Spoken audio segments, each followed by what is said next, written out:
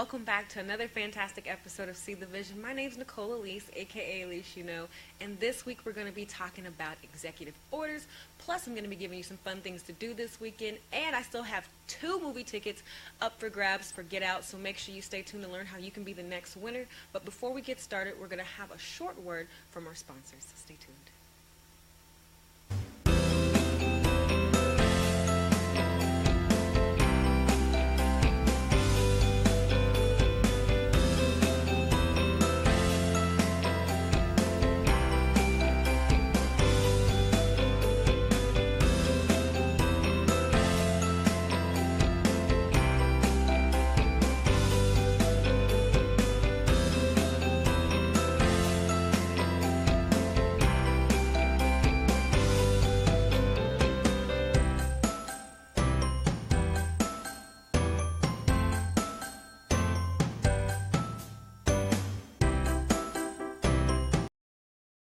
Visiting the link below.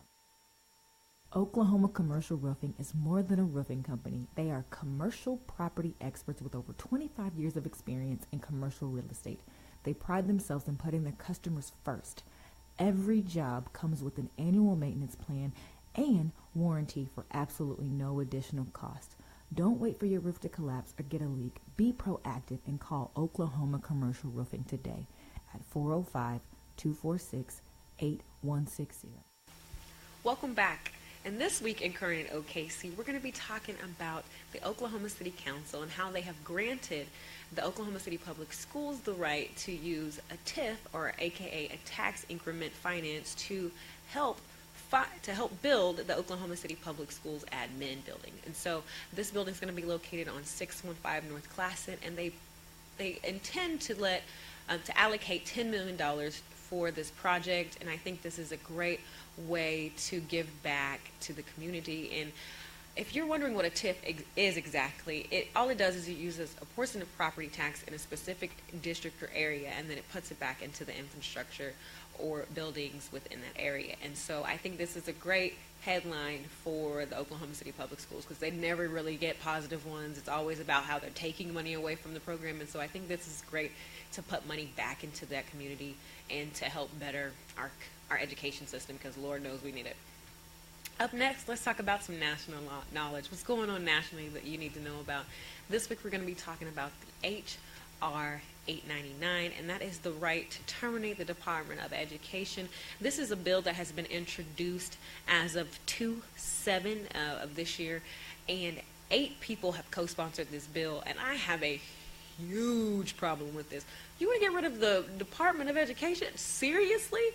We already have budget cuts going around everywhere. I mean, I don't think I've heard of a budget surplus in years when it comes to education, and everybody knows that education is power, right? And so to me, that feels like our government is trying to take power away, because they don't want to fund it anymore, or at least that's what it's sounding like. Thankfully, this bill has not yet passed. It's only been introduced. It's only in the very preliminary phases. So it's been introduced and it's being looked at by a committee. And currently, they have not moved from that point. And so if you know anything about how a bill becomes a law, it's a very, very long process. So it's literally like in the second step, and there's 12 more to go. So hopefully this gets thrown out quickly, but I just wanted to kind of keep your eyes open about what's going on. Don't just get so taken away with the Trump show to actually pay attention to these bills that will affect you and your community significantly. And this is not just like affecting 1 or 2 people. This would affect every single one of our children from here on out. So I encourage you that if one of your state's representatives is a co-sponsor of this bill, he better be flooded with mail that tells him that this is a horrible idea, especially for states like Louisiana, who has a representative who wants to actually put this into action. Louisiana is has one of the worst school districts and programs in our nation, and for once they're beating us. So what does that say? Should Oklahoma jump on board to not receive federal funding and money and information from our government? I don't think so. I think that's a terrible idea. But if you want to check out more of the information on this bill, feel free to go to www.congress.gov/bill/115, and it'll pull right up for you. Up next, we've got, so how does this work again? And this week we're going to be talking about dun dun dun dun executive orders. And I'm almost like sick of the word. Like, I feel like we talk about a new executive order like every other week because Trump has written so many within his first few days of office. But that brought me to ask the question of, like, what exactly is an executive order? I mean, I kind of know what it does, but I don't really know, like, all the bells and whistles and ins and outs. So I wanted to present this information and help give a better understanding of the term and what they're used for. So let's get started. So what exactly is an executive order? According to thisnation.com, an executive order is a legally binding order given by the president, and it acts as the head of the executive branch to the federal administration agencies, and these executive orders are generally used to direct federal agencies and officials in their execution of congressionally established laws or policies. However, in many instances, they have been used to guide agencies in directions contrary to congressional intent. So what exactly does that mean to you? Essentially, from a citizen's point of view, the president says we're going to do something, he writes it on a form that says executive order, and he reads it out loud, and then it shall be law. That's basically what an executive order is in everyday layman's terms. So now that you know what an executive order is, let's talk about the different types of executive orders. And this is where I know most of us have no idea. We just hear executive order and we're like, all right, whatever, it's a new rule, it's a new law, and it's going to happen. But we don't know that there's different classifications of executive orders, and so today I kind of wanted to explain some of that. So, up first, let's talk about the executive action. So what is the executive action, and how is it different or classified within executive orders? And so executive action is really just a catch-all term that describes any action taken by the president. So technically, an executive order is one type of executive action. All right, so let's talk about memorandums. So what is that inside of the executive order? So an executive memoranda is essentially an executive order, but the difference is that it does not establish the process for how the president is going to issue it. The memoranda does not have to be submitted to the Federal Registry like the other types of executive orders. Instead, it's just kind of floating out there. It's not really tracked very well, and that makes it hard to do so when it's not put into the Federal Registry, but it still has the same weight and power as an executive order.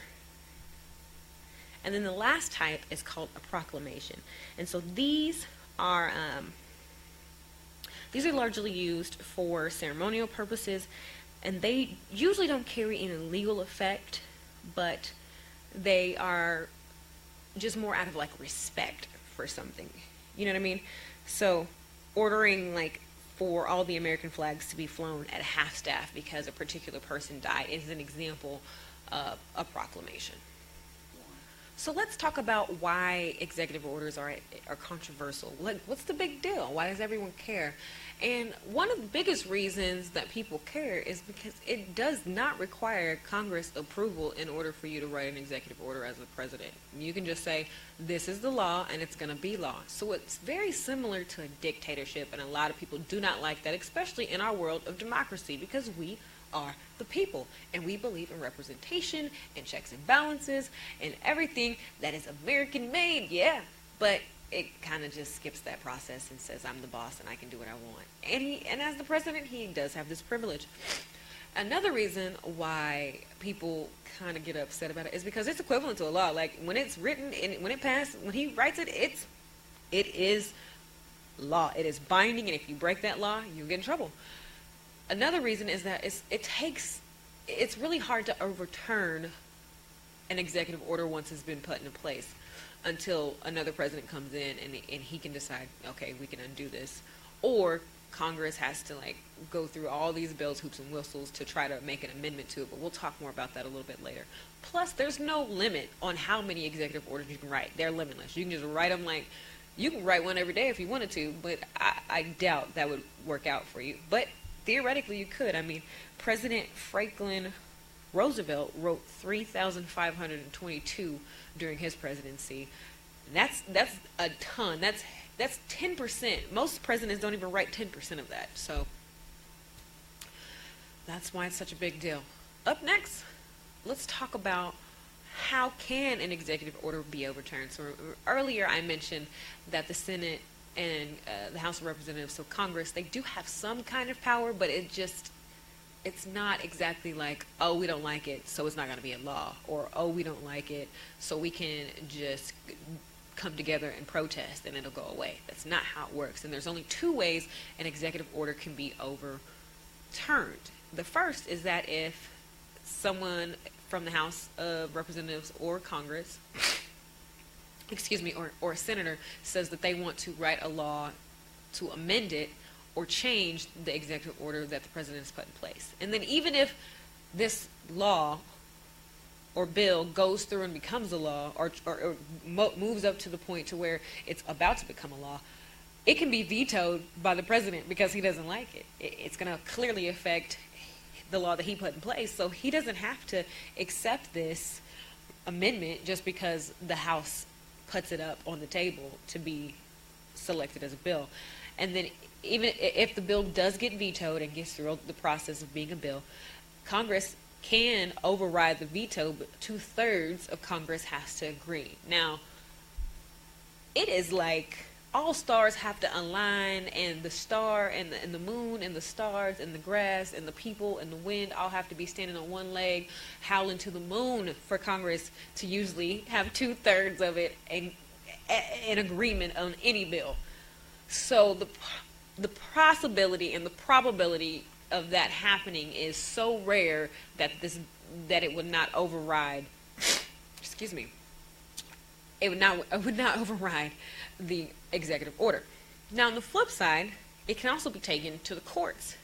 It can be stayed in court and brought up on charges that if it's not constitutional, or if it doesn't have congressional intent, then the courts will overturn the executive order. And hence, Trump's immigration ban was not constitutional, therefore it was overturned. But most times, executive orders stand. The courts are typically extremely lenient in the terms of executive orders. So the probability of an executive order actually being overturned is very, very slim. Up next.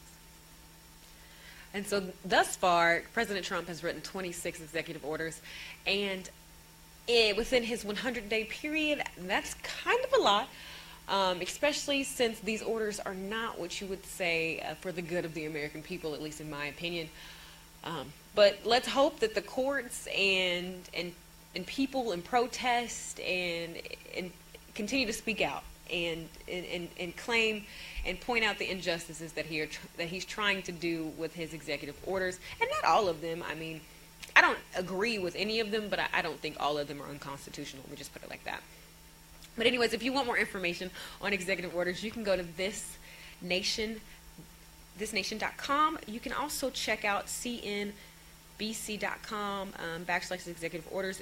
And there's also a couple more websites that we'll have on our website. It's really check it out too. All right? So make sure you check out seethevisionproduction.wordpress.com for everything that we've talked to you about today. And that's all I have for you today in executive orders, at least for today.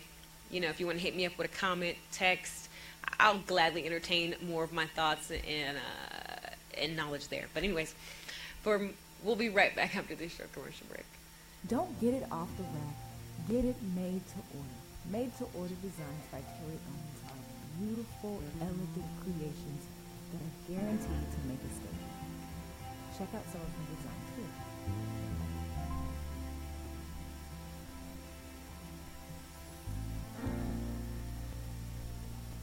Weddings, events, everyday wear, there's no limit to what Ms. Owens can create for you.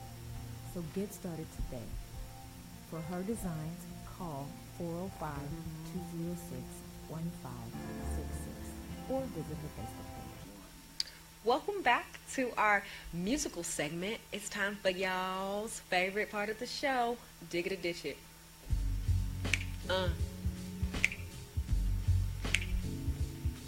It's time for dig it, dig it, ditch it, you gon' dig it, dig it, ditch it. And this week on Dig It or Ditch It, we are featuring Kiwi Hustlin. That's right, Kiwi Hustlin. And he is an Oklahoma City boy raised in the 405, and we're going to play you his song entitled Infinite. Check it out.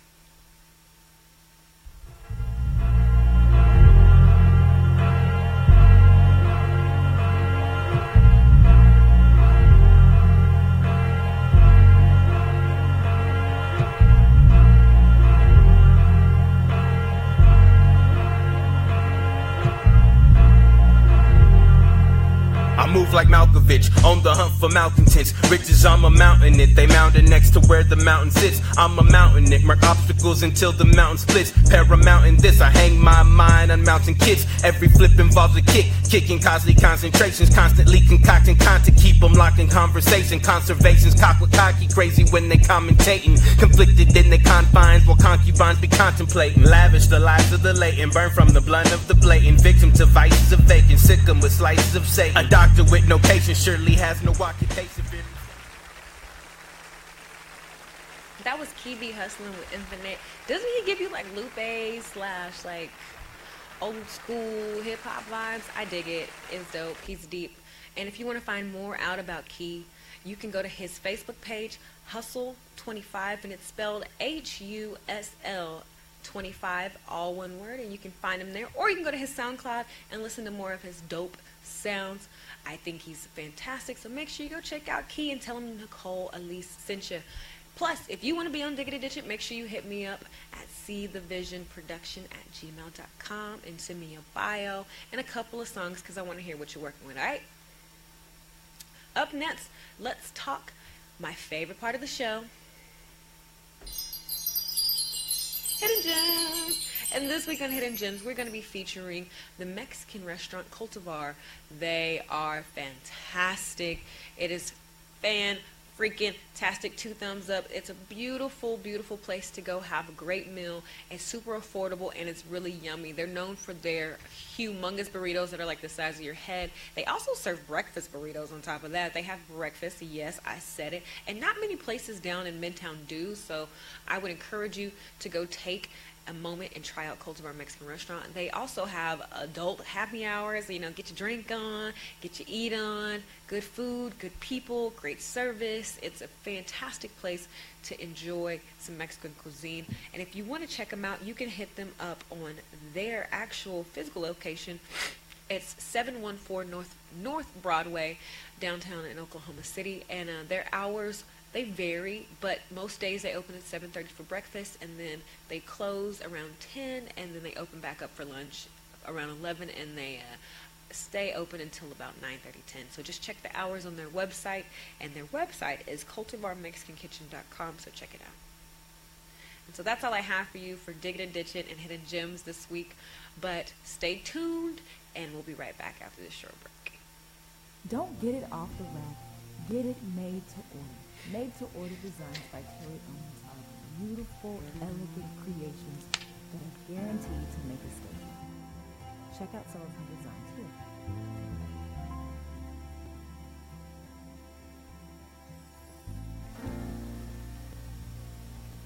Weddings, events, everyday wear, there's no limit to what Ms. Owens can create for you. So get started today. For her designs, call 405-206-1566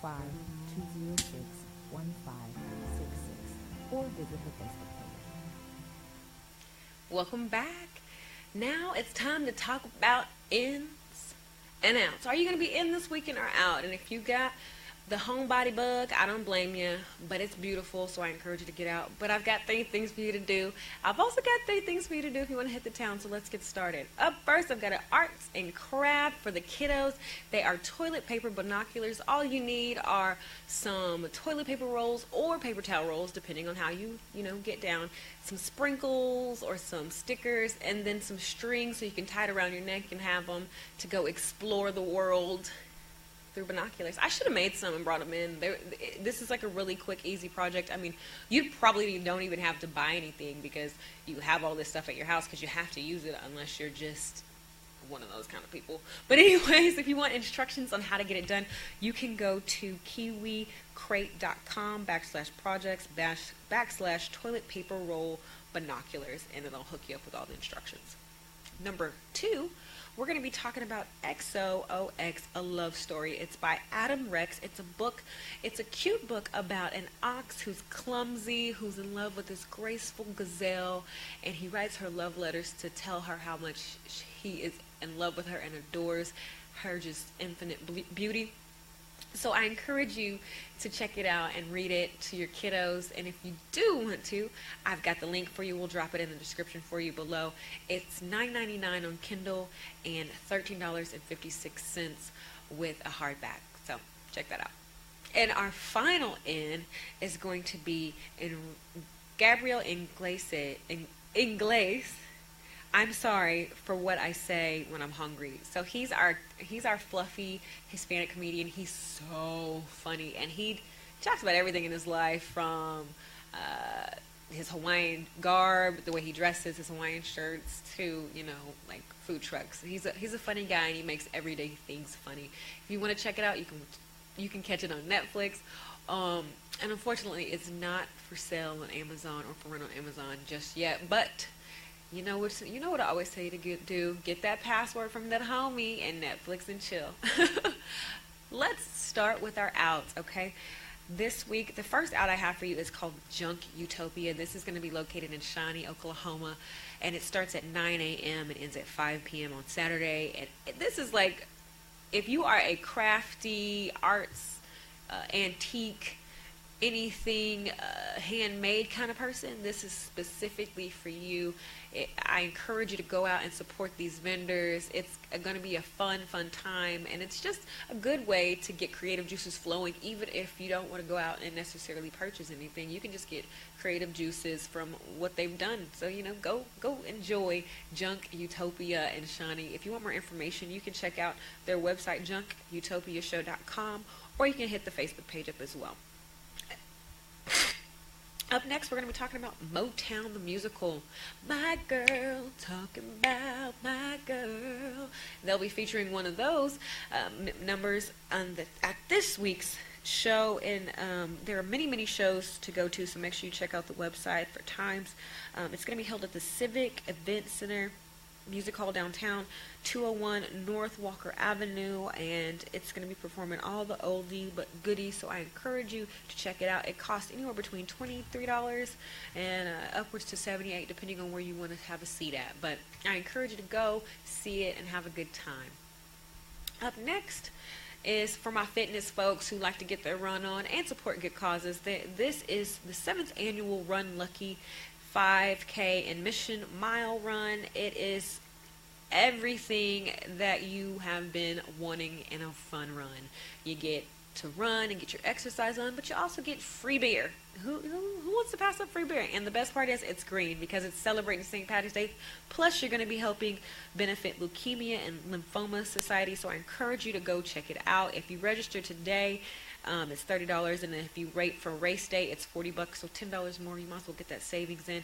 The event starts at 1:30, and it'll end around 4 o'clock, and it's going to shut down a pretty good portion of Western and Grand and 63rd. So if you live in those neighborhoods, you're probably not going to go anywhere during that time because it's going to be packed and the streets are going to be blocked off. But I encourage you to go. The meeting place is at the Classic Curve, so be there, be square. And if you want more info, you can go to runlucky.com. So those are my ins and my outs for this week. Make sure you do something. Do something with yourself. Don't be a dull boy. All work and no play makes for a dull boy and girls too. So go have some fun, and don't say Oklahoma's boring, because it's not, because I just told you things to do. So those are ins and outs this week, and we'll be right back after this short commercial break, all right? Don't get it off the rack. Get it made to order. Made to order designs by Terry owners are beautiful, elegant creations that are guaranteed to make a statement. Check out some of her designs here.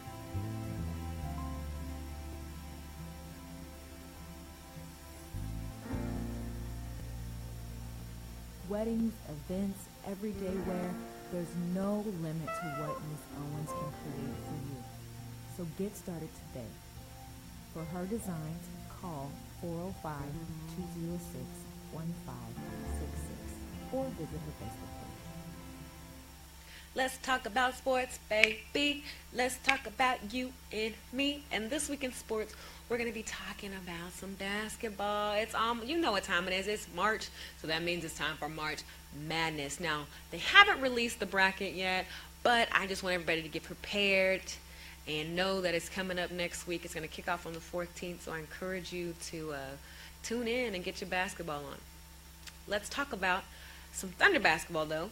This week they have 3 games, 2 home and 1 away. The first is going to be on Thursday the 9th, and it's going to be against San Antonio, and they're the number 2 team in their conference, so let's just pray about it and hope we just don't get destroyed. But anyways, I still love my team. The game will be on TNT, and it starts at 7 o'clock. On Saturday, they'll be playing the Utah Jazz, my second favorite team. I don't know why. I just have an affinity to them.